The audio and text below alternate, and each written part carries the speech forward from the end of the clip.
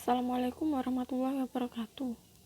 Di sini saya Linda Maradani. Saya akan menerangkan tentang pengertian organisasi dalam sistem. Sistem adalah suatu kesatuan yang terdiri dari komponen atau elemen yang dihubungkan bersama dengan kemudahan aliran informasi, materi, dan energi.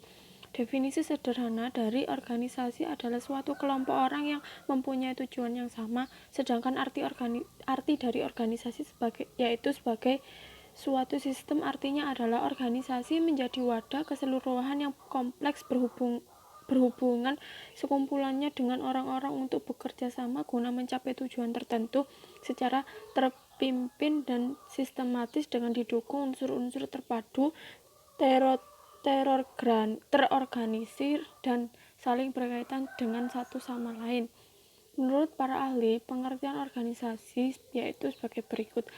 1. Stoner mengatakan bahwa organisasi adalah suatu pola hubungan-hubungan yang melalui nama orang-orang di bawah pengarahan atasan mengejar tujuan yang sama.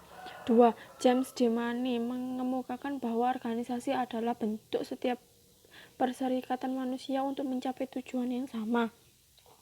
Perubahan perkembangan organisasi, yaitu faktor-faktor penyebab perubahan organisasi antara lain. 1. Faktor internal adalah segala keseluruhan faktor yang ada di dalam organisasi di mana faktor tersebut dapat mempengaruhi organisasi dan kegiatan organisasi. Faktor internal terdiri dari perubahan kebijakan lingkungan.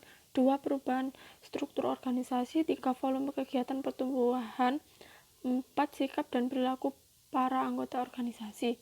Faktor internal adalah segala keseluruhan faktor yang ada di luar organisasi yang dapat mempengaruhi organisasi dan kegiatan organisasi. Faktor eksternal di antaranya terdiri dari 1. Sumber daya alam. 2. Kompetisi yang semakin tajam antar organisasi. 3.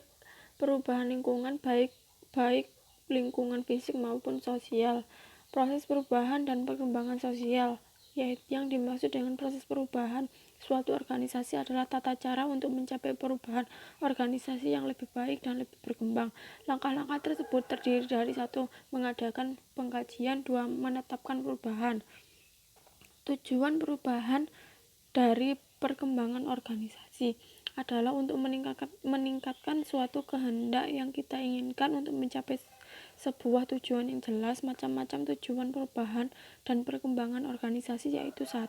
Untuk mempererat organisasi satu dengan organisasi yang lain, untuk meningkatkan mutu dari organisasi tersebut atau organisasi yang telah dibuat. 3. Untuk meningkatkan peranan organisasi di masyarakat luas. Kemudian untuk memberikan dampak positif kepada masyarakat. Yang terakhir untuk melakukan penyesuaian terhadap perubahan organisasi yang telah dibuat. Dampak perubahan dan perkembangan organisasi. 1.